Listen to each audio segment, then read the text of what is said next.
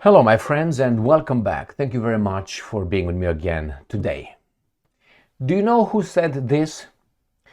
In order to love something, you first need to respect that something. And in order to be able to respect something, you at least need to know something about that something that you will get to respect, and then you get to love. Someone who said that he's not fighting but only for what he loves. Now, it doesn't matter the author, because it matters what people say with a saying, the significance of the saying, not if it's Tom Jones, Michael Jackson, or Elvis Presley. The author doesn't really matter. What the meaning of what someone said is important. So, the same here.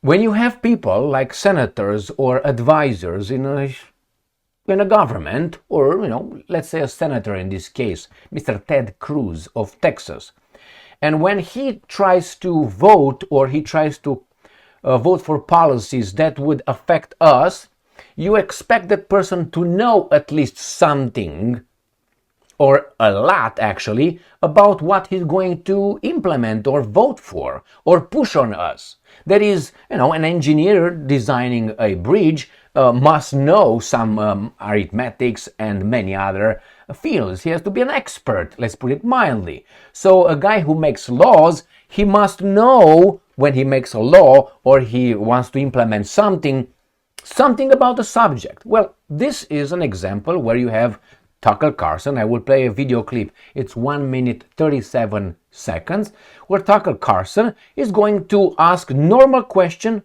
of Ted Cruz, senator, one of the 100 senators of the United States of America in the US Congress, who pushes for attacking Iran. United States of America attacking Iran. And Tucker Carlson does something that I said you all should do to people who want to push something, promote something, or support something. Ask them basic questions regarding, as I gave you many times the example, Ukraine. You see a lot of cuckoo heads with Ukrainian flags in front of their house, on their cars, in their asses. The first thing I would like you to do is to ask them, where is Ukraine? When is Ukraine's national day? When does it celebrate that? Or tell me the population. That's exactly the example I gave you. What's the population of Ukraine? Start with that. Tell me what's their national poet. Okay, tell me a song that you know. Tell me a tradition that you know. Something that gets you to love the country that you support, but you don't know anything about it. So this is exactly what Tucker Carlson does to Ted Cruz. And he's gonna catch Ted Cruz not knowing, I don't want to say anything, but mostly anything about the country he advocates we should bomb. And Ted Cruz, instead of being honest, he can't because he's a US senator, he's gonna switch and shift the focus from the issue that he's an ignorant that promotes a policy that he doesn't know anything about, and the consequences associated with his decision, probably to vote for or to promote, and he's switching it to personal attacks and to something else. Now, that's not what honest people do. How is he a US senator? Is this our democracy? Maybe the rules are not right, or hijacked, or this is the basis of being a democracy. Lying, fool everybody else, and then you get elected, and then you return the favors to the ones that actually promoted you, put you in office. So let's play this little video clip. 1 minute and 37 seconds. I attached the link in the description box below. It's from Twitter. So here is Tucker ask a normal question. What is the population of Iran? And then the guy is gonna associate himself as we with the Israelis. And please pay attention when you hear our politicians like Trump, when they say we, they are in the same, like we bombed Iran, we are fighting Iran, as like they are part of Israel. Just look at that, pay attention, and hear exactly what this guy is going to say. And Tucker Carlson is going to say, whoa, what did you just say? All right, let's play it. Let me make sure I got the sound, okay? How many people live in Iran, by the way? I don't know the population. At all? No, I don't know the population. Look how he's at. I don't know. I don't know the population. Like, why is it relevant? But it's relevant, Mr. Imbecile, because if it's 92 million or 82 million or 2 million, it matters, don't you think? Casualties, consequences. No? No. Why would I know? And then his argument is, I don't need to know these things. Really? All right, let's play it. You don't know the population of the country you seek to topple? How many people living around? 92 million. Okay. Yeah, How could you not know that? I don't sit around memorizing population tables. Well, it's kind of relevant because... That was his comeback. I don't sit around memorizing. Unbelievable. And I will tell you what I learned in the communist Romania. You're calling for the overthrow of the government. Why is it relevant whether it's, because, it's 90 million or 80 million or 100 million? Why is that relevant? Because if you don't know anything about the country... I didn't say I don't know anything about Okay, what's the ethnic mix of Iran? They are Persians and predominantly Shia. Okay, this is cute. It's not even... You don't know anything about Iran. So okay, I am not the Tucker Carlson expert on Iran. You're a senator who's calling for the overthrow of the government. You're the one who claims... You don't know anything about the country. No, you don't know anything about the country. You're the one who claims they're not trying to murder Donald Trump. You're the I'm one not saying that. who can't figure out if it was a good idea to... See how he switched it on him? Who attacked Carson on a different subject and get him on defensive with a lie? Killed General Soleimani, and you said it was bad. You don't believe they're trying to murder Trump? Yes, I do. Because you're not calling for military strikes against them in retaliation. And if you really believe that... We're carrying out military strikes today. You said Israel was. Right, with our help.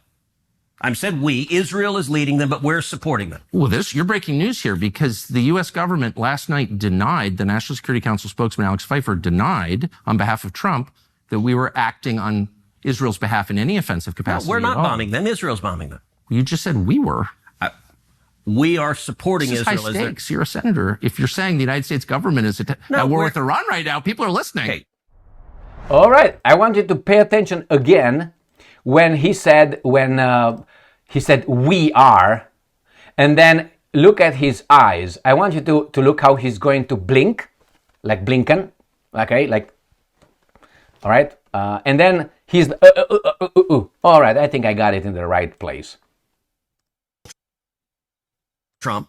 You're the one who can't figure out if it was a good idea to kill General Soleimani, and you said it was bad. You don't believe they're trying to murder Trump? Yes, I do. Because you're not calling for military strikes against them in retaliation. And if you really believe that... We're carrying out military strikes today. You said Israel was. Right, with our help. Right, with our help. No. So they identify with them. Trump says, well, we are doing this, we are, when actually it's the Israelis. And then we said, no, we're not involved. We are not involved. So who's we? Anyway, my point is this. Tucker Carlson is never going to interview Ted Cruz probably again. And many others. Why? Because when you ask these people, this ignorance, questions about something at stake, you are the one who calls for a regime change of Iran, not me. You said that. No, he changed the subject. Why don't you say, well, I don't know. Let me tell you. When we were in the communist Romania, it was a socialist country with one communist party. So it is wrong to say communist countries. They were not, even though they were one party, communist, and it was a socialist, how should I put it, system. That's why it was. We didn't reach, nobody's going to reach communism ever with human beings, maybe with computers, with robots. We were required in geography, I think it was, what year could that be? Maybe in the 4th, 5th grade, 6th grade, about that, we were required to memorize the countries and their capitals and many times the population. Do you remember, my friends? So this was the communist school, and it served me well, because when you know the kind of the size as a population, you know who you're talking. Like someone says, okay, let's Bangladesh. 3 people died in a mob. Oh, Bangladesh. How many people are in Bangladesh? 300? You know there's not 300. You know there's a big population over there. So again, if you know what you're talking about. That's the minimum requirement. This guy is an ignorant. He doesn't know that. You should know that.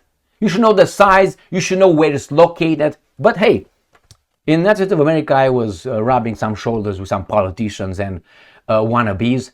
And one of these person, when I spoke with her about the attributes, the qualities of a leader.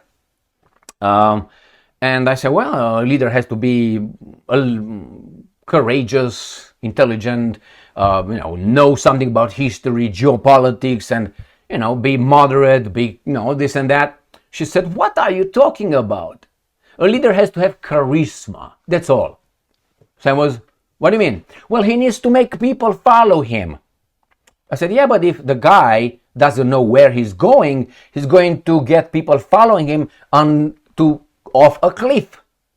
She said, no, you got me wrong. He's gonna make people follow him, but he is smart and he's going to hire his staffers. And the staffers, the advisors, are the people who know. So then I said, so that means he doesn't know? That means the advisors could feed this person, the leader, anything, and he cannot even realize those guys have other interests, other agendas. So that means, how can he say, all right, well, let's attack Iran, Mr. President? Why?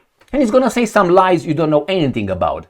But it's your advisor. And the advisor tells you about Iran. And you cannot, you cannot wait if that's true or not. Because that's filtered by your advisor. So actually your advisor, he has an agenda somewhere else behind, and you don't know so many people that you're going to behave. I want this guy, I want that guy, I know that guy. You don't. How many advisors would you put? How many knowledgeable people would know in algebra, in physics, in geography, in history? Do you know all these people to pick them and get them in your circle, in your, administration?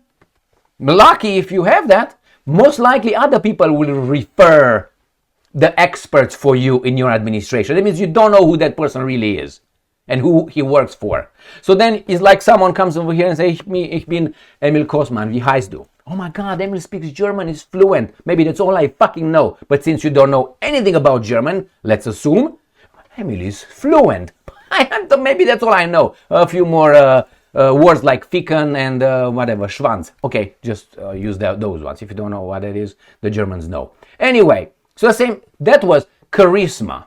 And this guy, Ted Cruz, is going to hire people. They're going to tell him, give him information about Iran if he wants to know. And those people, he hires them. Do you think he knows them?